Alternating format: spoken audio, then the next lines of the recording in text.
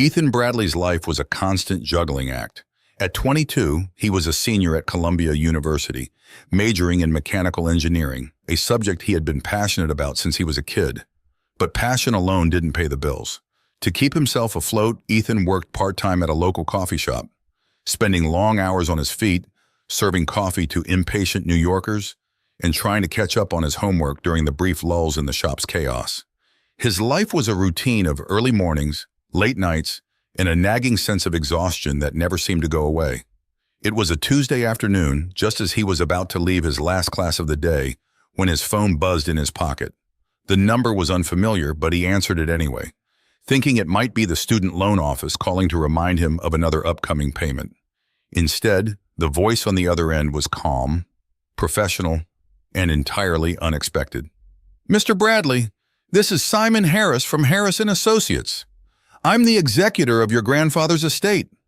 Ethan blinked, trying to remember the last time he had even thought about his grandfather. John Bradley had been a distant figure in his life, both physically and emotionally. After Ethan's parents had passed away in a car accident when he was 10, his grandfather had taken him in. But their relationship had been strained. John was a stern man, a retired Air Force pilot who lived in a small, sleepy town upstate. He rarely spoke, and when he did, it was usually to offer some curt advice or a lecture on discipline. Ethan had left for college as soon as he could, and they had barely spoken since. "I'm sorry, did you say my grandfather's estate?" Ethan asked, still trying to process the information. "Yes, Mr. Bradley. I regret to inform you that your grandfather passed away last week. As his closest living relative, you've been named the primary beneficiary of his estate," the lawyer explained. Ethan felt a strange mix of emotions. He wasn't sure whether to feel sad, guilty, or relieved. His relationship with his grandfather had always been complicated, and now it seemed that it had ended without any resolution. "What did he leave me?" Ethan asked, expecting it to be something trivial, perhaps a few dusty old keepsakes from his military days. "A 1965 Chevrolet Impala, Mr. Bradley. It's stored in his garage in Riverton, the town where he lived." Ethan was silent for a moment. He wasn't a car enthusiast, but even he knew that a 1965 Impala was a classic. However, the idea of an old rusty car as his inheritance seemed underwhelming, especially considering the amount of debt he was currently facing. "A car?" he echoed, trying to hide the disappointment in his voice. "Yes, a car," the lawyer confirmed. "And the house, but I understand you're not in a position to maintain it. The car, however, is yours to keep or sell as you see fit. I would advise you to come up to Riverton to settle the affairs. There are a few documents that need your signature." After the call ended, Ethan sat on a bench outside the classroom, staring at his phone. A car. An old car, in a small town he hadn't visited in years. He didn't have the time for this, not with finals coming up and his job barely covering his rent. But something nagged at him, a sense of obligation, or maybe just curiosity. His grandfather had always been a man of few words, but he had never been careless. If he left Ethan the car, there had to be a reason. That weekend, Ethan found himself driving upstate to Riverton. The town hadn't changed much since the last time he had seen it. Small, quiet, and seemingly untouched by time. As he drove down the main street, memories of his childhood flashed before him. The old diner where his grandfather used to take him for breakfast. The park where he had played with the local kids. And the small general store that sold everything from groceries to fishing gear. He pulled up to his grandfather's house, a modest two-story home with peeling paint and a lawn that had gone wild in the absence of its owner. The garage was a separate structure, set back from the house, and looked as worn and forgotten as the rest of the property. Ethan took a deep breath and stepped out of the car. The air was crisp, and the quiet of the small town was almost unsettling after the constant noise of the city. He walked up to the garage and found the key exactly where he remembered it being, under a loose brick by the door. The garage door creaked as he pushed it open, the sound echoing in the stillness. Dust motes danced in the beams of sunlight that filtered through the dirty windows, and there, in the center of the garage, covered with a tattered old tarp, was the car. Ethan hesitated before pulling the tarp away, half expecting to find nothing more than a rusted-out shell. But as the cover fell to the floor, his breath caught in his throat. The 1965 Chevrolet Impala was a beauty, even under a layer of dust. Its sleek black body, though faded with age, still gleamed in the dim light, and its chrome accents shone like silver. The car had an air of elegance and power, like something out of a different time, a relic of an era when cars were more than just machines. They were works of art. Ethan walked around the car, his fingers trailing over the smooth surface. He could see that it was well cared for, despite its age. The tires were new and the engine looked like it had been recently serviced. But as he opened the driver's door and slid into the leather seat, he noticed something odd. The dashboard was filled with gadgets and dials that didn't belong in a car from the 1960s. There were switches and buttons, some labeled with symbols he didn't recognize, and a small screen embedded in the center console. He frowned, reaching out to touch one of the switches, but pulled his hand back at the last second. Something about this car wasn't right. It felt different, almost alive. He shook his head, dismissing the thought as ridiculous. It was just a car, an old car that his grandfather had taken care of, probably upgraded with some modern tech over the years. Ethan found the keys in the glove compartment, attached to a small, tarnished dog tag with his grandfather's name engraved on it. He inserted the key into the ignition and turned it. The engine roared to life, a deep, powerful sound that sent a shiver down his spine. For a moment, Ethan just sat there, listening to the engine purr, feeling the vibrations through the seat. As he drove the car out of the garage and onto the quiet streets of Riverton, Ethan couldn't shake the feeling that he was stepping into something much bigger than just an old car. His grandfather had always been a man of secrets, and it seemed that even in death, he wasn't done surprising him. With the setting sun casting long shadows across the town, Ethan steered the Impala onto the open road, the engine humming beneath him. Whatever his grandfather had left him, it was more than just a car, and Ethan was determined to find out exactly what it was. The drive back to New York City was supposed to be uneventful. Ethan had spent the morning signing papers with Mr. Harris the lawyer, finalizing his grandfather's estate. After a quick lunch at the only diner in Riverton, Ethan had decided to hit the road. The 1965 Chevrolet Impala, now freshly cleaned and fueled up, seemed to purr with anticipation as it rolled out of town and onto the highway. At first, everything seemed normal. Too normal, in fact. The car's engine hummed smoothly. The leather seats were surprisingly comfortable, and the air conditioning worked perfectly, despite the car's age. But as Ethan drove, he started to notice little things that didn't make sense. For one, the car's dashboard seemed more advanced than it had any right to be. The small screen in the center console, which he had dismissed as a modern upgrade, began displaying data that seemed impossible.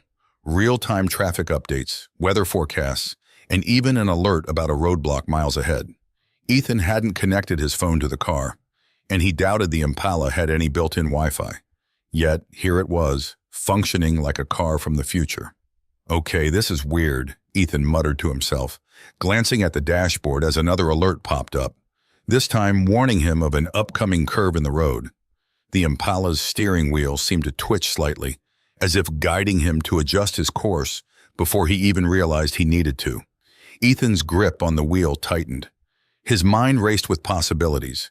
Had his grandfather secretly been a tech genius? Was this some kind of experimental vehicle? The thought was absurd, but the evidence was right in front of him. The car wasn't just reacting, it was anticipating, almost as if it had a mind of its own. As the miles rolled by, Ethan's unease grew. He decided to push the Impala a bit, see what it could really do. He pressed down on the accelerator, and the car responded instantly, surging forward with a power that belied its age. The speedometer climbed rapidly, the engine's growl deepening, yet the ride remained smooth, as if the Impala was gliding over the road rather than driving on it. It was then that Ethan noticed something even stranger. The other cars on the highway seemed to fall away, their lights dimming as if they were retreating into the background. The world around him grew quieter, the distant hum of traffic fading into an eerie silence. The only sound was the Impala's engine, a low, rhythmic pulse that seemed to sync with his own heartbeat. Ethan frowned and shook his head, trying to clear his mind. He reached for the radio, hoping to drown out the unsettling silence with some music. But as his fingers brushed the dial, the car suddenly jolted. The steering wheel jerked in his hands, pulling sharply to the right. "What the?" Ethan yanked the wheel back, trying to regain control, but the car wasn't responding. It swerved violently, veering off the highway and onto a narrow side road. The headlights illuminated a group of men standing in the middle of the road, their faces hidden in the shadows. Ethan's heart raced as he realized what was happening. He was heading straight toward a gang of thugs, and the car wasn't stopping. Panic surged through him. He slammed his foot on the brake, but the pedal wouldn't budge. The car accelerated instead, barreling toward the gang at an alarming speed. Just as Ethan braced for impact, something extraordinary happened. The Impala lifted off the ground, its tires leaving the asphalt as if it had suddenly sprouted wings. Ethan felt a lurch in his stomach as the car soared into the air, the road below dropping away. For a moment, time seemed to stand still. The Impala hovered above the gang, who stared up at the car in stunned disbelief. Ethan's mind reeled as he tried to comprehend what was happening. The car was flying, literally flying, and it felt as natural as driving on the highway. Then, just as suddenly as it had taken off, the Impala swooped down, skimming over the heads of the thugs before speeding off into the night sky. Ethan's hands were glued to the steering wheel, his knuckles white with fear and adrenaline. The city lights stretched out beneath him like a vast, glowing carpet, and the dark expanse of the Hudson River glittered in the distance. "What the hell is going on?" Ethan gasped, his voice barely audible over the rush of wind. The car responded with a low, reassuring hum, almost as if it was telling him not to worry, that it had everything under control. The Impala leveled out, flying just above the treetops as it made its way toward the city. Ethan's mind raced. His grandfather had never mentioned anything about a flying car, or about being involved with anything remotely like this. Was this why he had been so secretive all those years? What had he been doing with this car? And more importantly, why had he left it to Ethan? As the car glided through the night, Ethan's fear slowly gave way to curiosity. He had to know more. He had to understand what this car was and what his grandfather had been involved in. The only person who might have answers was Mr. Harris, but Ethan doubted the lawyer knew anything about the car's capabilities. When the Impala finally touched down on a deserted street just outside the city, Ethan took a deep breath and pulled out his phone. He needed information, and fast. He typed his grandfather's name into a search engine, hoping to find something that would explain all of this.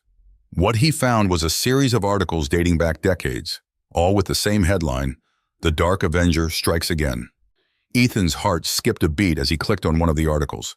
It detailed the exploits of a mysterious vigilante who had terrorized the city's criminal underworld in the 1970s.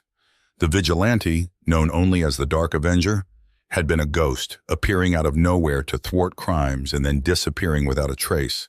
The police had never caught him, and his identity had remained a mystery, until now. As Ethan read through the article, piecing together the fragments of his grandfather's secret life, the reality of his situation began to sink in. The Impala wasn't just a car, it was a weapon, a tool his grandfather had used to fight crime from the shadows. And now, for reasons Ethan couldn't yet understand, that legacy had been passed on to him. Ethan leaned back in the seat, staring at the city skyline in the distance. The night was quiet, the world below him still and peaceful. But Ethan knew that peace was fragile. The city had its share of darkness, and the car, no dark skies, had been built to confront it. His grandfather had chosen him, and whether Ethan was ready or not, the responsibility was now his. As he started the car again, feeling the engine hum beneath him, Ethan made a silent promise to himself. He would find out the truth about his grandfather, about the car, and about the dangers that lay ahead. And if that meant becoming the Dark Avenger, then so be it. Ethan Bradley had never imagined himself as a hero. In fact, he had always thought of heroes as the stuff of comic books and movies, larger-than-life figures with superhuman abilities and a moral compass that never wavered. But as he stood on the rooftop of a dilapidated warehouse in the Bronx, looking out over the city that he now protected, Ethan realized that the line between fantasy and reality was much thinner than he had ever believed. The 1965 Chevrolet Impala, now parked discreetly behind him, seemed to purr with anticipation, its sleek black body glinting under the moonlight. Since discovering the car's incredible abilities, Ethan had spent every spare moment experimenting with its powers, pushing it to its limits and learning its secrets. The car was more than just a machine. It was a marvel of engineering, a masterpiece of design, and a weapon unlike any other. He had started small at first, stopping a mugging in Central Park, chasing down a group of thieves who had broken into a jewelry store, and intervening in a domestic dispute that had turned violent. Each time, the car had responded to his commands with precision, its advanced technology allowing Ethan to outmaneuver criminals and evade detection. The news quickly picked up on these strange occurrences, and soon whispers of a new vigilante began to spread through the city. They called him the Dark Avenger, a shadowy figure who appeared out of nowhere to stop crimes and then vanished without a trace. The name had stuck, and although Ethan had never intended to become a legend, he found himself embracing the role. There was something exhilarating about it, knowing that he was making a difference, that he was carrying on his grandfather's legacy, even if he still didn't fully understand it. But not everyone was thrilled with the emergence of the Dark Avenger. As Ethan's exploits grew bolder, they began to attract the attention of people who preferred the city to remain under their control. People like Vincent Kane. Vincent Kane was a name that struck fear into the hearts of those who knew it. He was a businessman, but not the kind who built skyscrapers or launched tech startups. Vincent Kane's empire was built on the shadows, on the trafficking of drugs, weapons, and people. He controlled a vast network of crime that stretched across the city, and his reach extended into places even the police were afraid to go. Kane had heard the rumors of the Dark Avenger, but he had dismissed them at first. Another vigilante, another would-be hero trying to clean up the streets, nothing he hadn't seen before. But then reports started coming in that made him pause.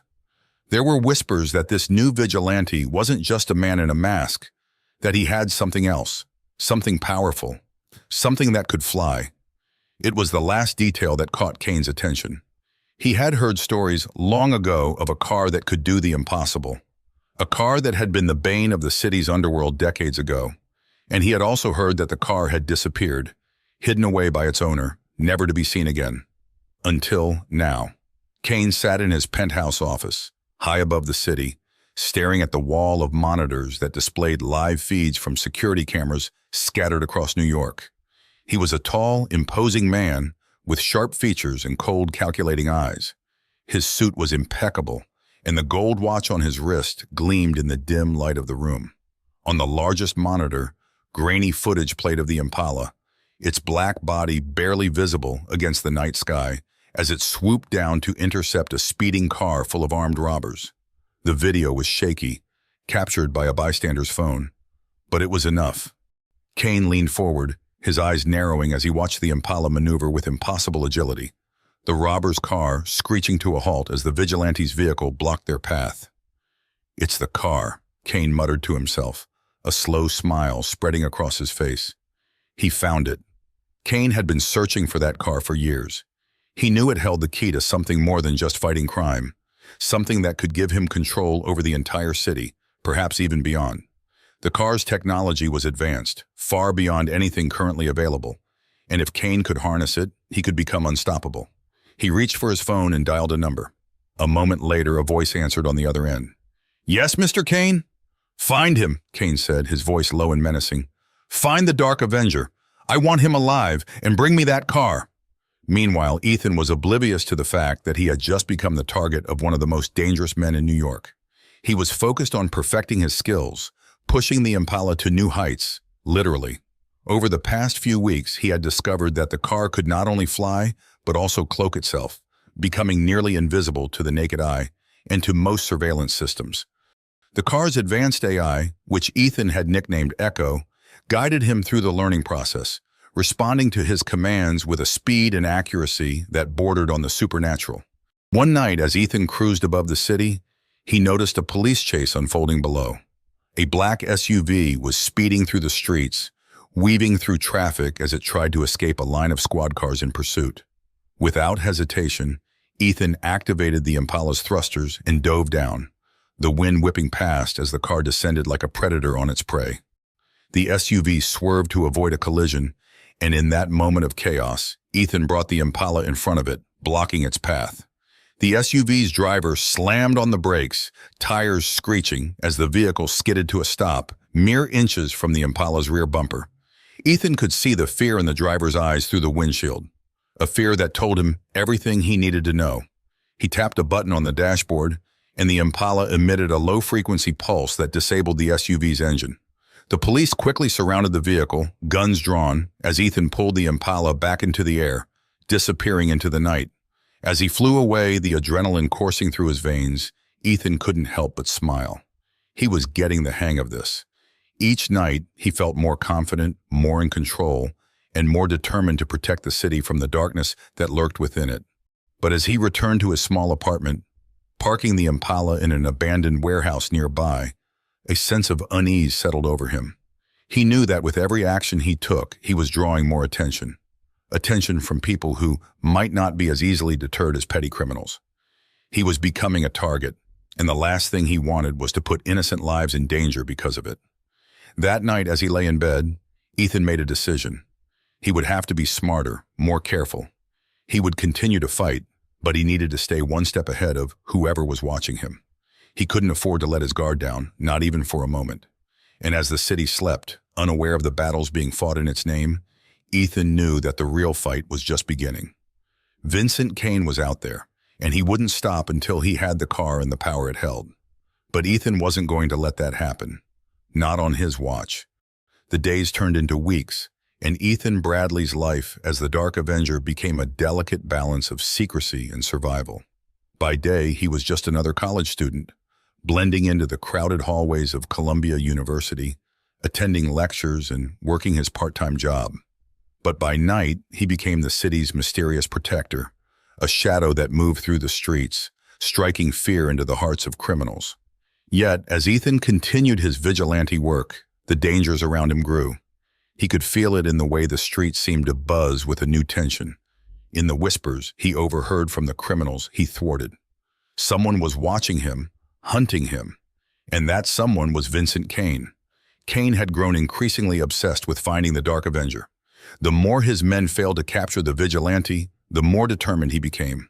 The idea that the car, the legendary machine he had spent years searching for, was out there right under his nose, drove him to the brink of madness. He poured resources into tracking down any lead, any clue that could reveal the Dark Avenger's identity. He called in favors, hired the best mercenaries money could buy, and even put a substantial bounty on the vigilante's head. Ethan could feel the pressure mounting. His once seamless operations began to encounter unexpected obstacles. Traps were set for him, ambushes that were narrowly avoided thanks to Echo, the Impala's AI, which seemed to anticipate danger before Ethan even saw it coming. But he knew it was only a matter of time before one of Kane's attempts succeeded. He needed answers, and fast. One night, after narrowly escaping a particularly well-coordinated ambush in the financial district, Ethan returned to the warehouse where he kept the Impala. The large, empty space echoed with the sound of his footsteps as he paced back and forth, his mind racing. He had always known that the car was special, but the more he used it, the more he realized just how extraordinary it truly was. And with that realization came the knowledge that it was a target, one that Vincent Kane would stop at nothing to obtain. Ethan leaned against the Impala's hood, the cool metal grounding him as he tried to think. He needed to know more about the car's origins, about his grandfather's connection to it, and most importantly, about why Kane was so desperate to get his hands on it. He reached into the glove compartment, pulling out the dog tag that had been attached to the car keys when he first found them. It was worn and tarnished, the engraving barely legible, but as Ethan turned it over in his hands, he noticed something he hadn't before. A small, almost imperceptible button on the edge of the tag. Curious, Ethan pressed it. There was a soft click and the dog tag split open, revealing a tiny, folded piece of paper inside. With trembling hands, Ethan unfolded the paper and read the message written in his grandfather's precise handwriting. Ethan, if you're reading this, it means you found the car, and with it, a responsibility far greater than you can imagine. The Impala is more than just a vehicle. It's the key to a power that must never fall into the wrong hands. The car's technology is based on an ancient artifact, one that I discovered during my time in the Air Force. That artifact, if misused, could bring about a disaster unlike anything the world has ever seen. Kane knows this, and he will stop at nothing to get it. Protect the car, Ethan. Protect the city. You're the only one who can. Ethan stared at the message, his heart pounding. An ancient artifact? A power that could bring disaster? It sounded like something out of a movie, yet here it was written in his grandfather's hand, a man who had never been prone to exaggeration or fantasy. Ethan's mind raced as he tried to piece together the puzzle. What was this artifact, and how was it connected to the Impala? And more importantly, how had his grandfather come into possession of such a thing? As he pondered these questions, Echo, the car's AI, chimed in, its voice calm and measured. Ethan, I have detected unusual energy signatures emanating from the Impala's core. These signatures are consistent with ancient technologies documented in classified military files. Ethan's eyes widened. Ancient technologies? What does that even mean? It means, Echo continued, that the Impala is more than just a car. It's a vessel designed to harness and control an energy source that predates modern civilization. The artifact your grandfather referenced is likely the source of this energy. Ethan's mind spun with the implications. If Kane got his hands on this artifact, the consequences could be catastrophic. He could use it to fuel his criminal empire, to unleash destruction on an unimaginable scale. And the car, the Impala, was the only thing standing between Kane and that power. Ethan knew what he had to do. He couldn't just keep running, reacting to Kane's attacks. He needed to take the fight to Kane, to stop him before he could get any closer to the artifact. But he couldn't do it alone. He needed allies, people he could trust, if there were any left. The first person that came to mind was Maria Gonzalez, an old friend from his high school days, who had gone on to become an investigative journalist. Maria had always had a nose for uncovering the truth, no matter how dangerous it was. If anyone could help him dig into Kane's past and find out more about the artifact, it was her. That night, Ethan contacted Maria, arranging a secret meeting in a quiet cafe in Brooklyn. He knew he was taking a risk by involving her, but the stakes were too high to go it alone. As he sat across from her in the dimly lit cafe, he told her everything, about the Impala, about Kane, and about the artifact. To her credit, Maria didn't flinch. She listened carefully, her eyes narrowing with determination as Ethan finished his story. "We need to find out what Kane's planning," Maria said, her voice steady. "If this artifact is as powerful as your grandfather believed, we can't let it fall into his hands. I'll start digging, see what I can find on Kane's recent activities. But you need to be careful, Ethan. Kane is dangerous, and he's got resources we can't even imagine." Ethan nodded, grateful for her support. "I know, but I can't just sit back and wait for him to come after me. I have to do something." Maria reached across the table, placing her hand on his. "We'll stop him, Ethan. Together." As they parted ways, Ethan felt a renewed sense of purpose. He wasn't just fighting for himself anymore. He was fighting for the city, for his grandfather's legacy, and for the future. But as he walked back to the Impala, parked discreetly a few blocks away, he couldn't shake the feeling that time was running out. Kane was growing more desperate by the day, and if Ethan didn't act quickly, it might be too late. That night, as he drove through the city streets, the Impala's engine humming beneath him, Ethan made a vow. He would protect the car, the artifact, and the city, no matter what it took. Vincent Kane would not succeed. The Dark Avenger would see to that. And with the city's skyline glowing in the distance, Ethan prepared himself for the battles yet to come. The rising threat was real, and it was closing in. But Ethan wasn't afraid. He was ready. The night sky over New York City was a canvas of glittering lights, the skyscrapers rising like giants against the darkness. But tonight, the city was on edge, a sense of impending doom hanging in the air. For weeks, rumors had spread through the underworld, whispers of a final confrontation, a battle that would determine the fate of the city. And at the center of it all were two men, Ethan Bradley, the Dark Avenger, and Vincent Kane, the city's most ruthless crime lord. Ethan had spent the last few days preparing for this moment. With the help of Maria Gonzalez and a small group of allies he had managed to trust, he had pieced together Kane's plan. Kane had discovered the location of the ancient artifact, hidden beneath an old abandoned factory on the outskirts of the city. He planned to retrieve it and use its power to fuel a weapon of unimaginable destruction, one that could bring the entire city to its knees. The Impala, or Dark Skies as Ethan had come to call it, was fully charged and ready. Echo, the car's AI, had been running simulations nonstop, calculating the best strategies for what was sure to be the most dangerous mission Ethan had ever undertaken.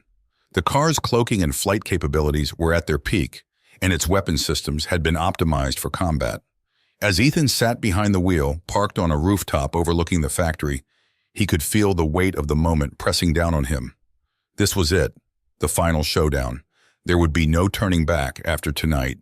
He adjusted the grip on the steering wheel, taking a deep breath to steady his nerves. "Echo, run a final check on all systems," Ethan ordered, his voice calm despite the adrenaline surging through him.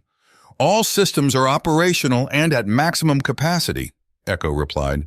"I have detected multiple hostile forces within the vicinity of the factory. It appears Kane has deployed a significant number of mercenaries to guard the perimeter." Ethan nodded. "He's not taking any chances. We'll have to be smart about this. Hit them fast and hard." "Understood, Ethan. I have also detected an unusual energy signature coming from within the factory. It matches the readings we've been tracking from the artifact." "That's our target," Ethan said, his eyes narrowing as he looked at the factory in the distance. "We need to get to it before Kane does." With a flick of his wrist, Ethan activated the Impala's thrusters. The car lifted off the rooftop, its cloaking device rendering it nearly invisible as it soared through the night sky. The city below blurred into a sea of lights as the car approached the factory, its powerful engine humming with controlled energy. As they neared the factory, Echo alerted Ethan to the presence of Kane's mercenaries. They were heavily armed and stationed around the building, their vehicles forming a tight perimeter. Ethan knew he couldn't take them all head-on, not without risking serious damage to the car and himself. He needed to be strategic. "Echo, target the vehicles on the north side. Disable them quietly," Ethan commanded. "Affirmative," Echo replied. The Impala's weapon system activated with a soft whir, and from beneath the car a series of small, precision-guided EMP drones were deployed. They darted through the air like silent shadows, each one homing in on a specific target. Within seconds, the vehicles on the north side were disabled, their engines and electronics fried without so much as a sound. Ethan brought the Impala down low, gliding just above the factory's roof. He could see the mercenaries below, unaware of the chaos about to descend upon them. With a nod to himself, Ethan initiated the next phase of his plan. "Echo, drop the smokescreen and engage night vision." "Deploying smokescreen," Echo confirmed. The Impala released a thick cloud of smoke, blanketing the area in an impenetrable fog. The mercenaries below shouted in confusion, their vision completely obscured.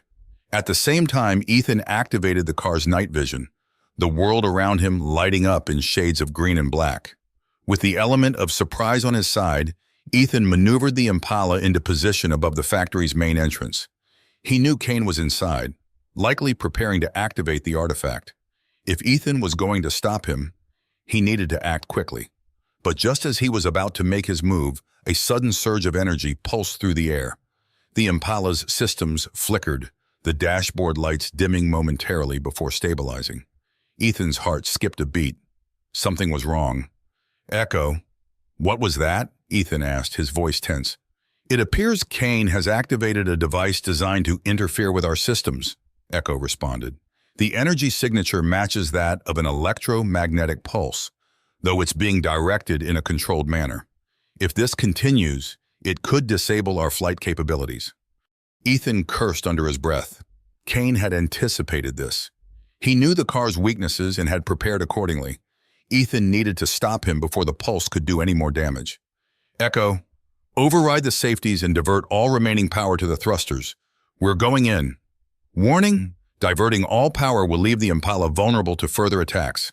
"Are you sure you want to proceed?" Echo asked, its tone serious. Ethan hesitated for only a moment before making his decision. "Do it. We don't have a choice." The Impala's engines roared as Echo executed the command, the car accelerating toward the factory with blinding speed. Ethan could feel the strain on the car's systems, the temperature rising as the thrusters pushed beyond their limits. But there was no turning back now. The Impala crashed through the factory's roof, debris scattering as the car landed in the center of the massive warehouse. Kane was there, surrounded by his mercenaries and standing next to a large, glowing device, the artifact. It was a strange, otherworldly object pulsating with an eerie blue light that filled the room with an unnatural glow. Kane turned to face Ethan, a smug smile on his lips. "So the Dark Avenger finally shows himself," he sneered. "You've been a thorn in my side for too long, boy. But it ends here." Ethan stepped out of the Impala, his eyes locked on Kane. "You're not getting away with this, Kane. Whatever you're planning, it stops now." Kane chuckled, a cold, menacing sound. "You're too late, Bradley. The artifact is already active, and with it, I'll have the power to control this entire city.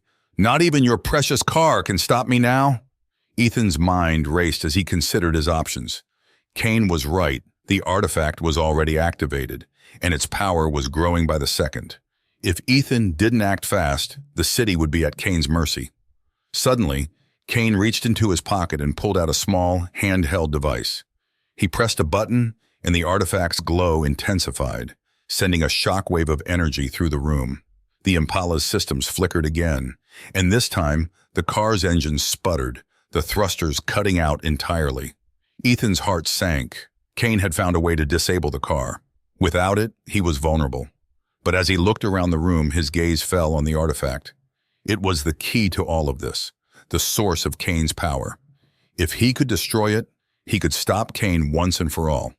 "Echo, initiate self-destruct sequence on my mark," Ethan said quietly, his voice filled with resolve. "Ethan, self-destruct will result in the total destruction of the Impala." "Are you sure?" Echo asked, its tone almost hesitant. Ethan took a deep breath, his eyes never leaving Kane. "I'm sure. It's the only way." With that, Ethan lunged toward the artifact, pushing past the mercenaries who tried to stop him. Kane shouted in anger, but Ethan ignored him, his focus solely on the glowing device. As he reached it, he grabbed hold of the artifact, feeling its raw power surge through him. It was overwhelming, but Ethan knew what he had to do. "Now, Echo!" Ethan shouted. In an instant, the Impala's systems activated the self-destruct sequence. A blinding light filled the room as the car's energy core overloaded, sending a shockwave through the factory. Ethan braced himself, holding onto the artifact as the energy consumed it, burning it out from the inside. Kane screamed in rage as the artifact disintegrated in Ethan's hands, its power fading to nothing. The factory shook, the walls crumbling as the Impala's final act of sacrifice brought the entire building down. When the dust settled, Ethan found himself standing in the ruins of the factory, the Impala's remains scattered around him. Kane was on the ground, unconscious and defeated, his mercenaries either fleeing or incapacitated. The artifact was gone, its power extinguished. Ethan dropped to his knees, exhaustion washing over him. The Impala, his grandfather's legacy, was gone. But so was the threat to the city. Kane had been stopped, and the artifact's power had been destroyed. As the sound of sirens filled the air, Ethan knew that his life would never be the same. He had lost the car, but he had gained something far more important: a purpose.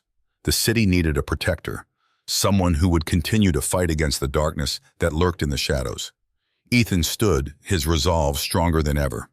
He might not have the Impala anymore, but he had his skills, his courage, and his determination.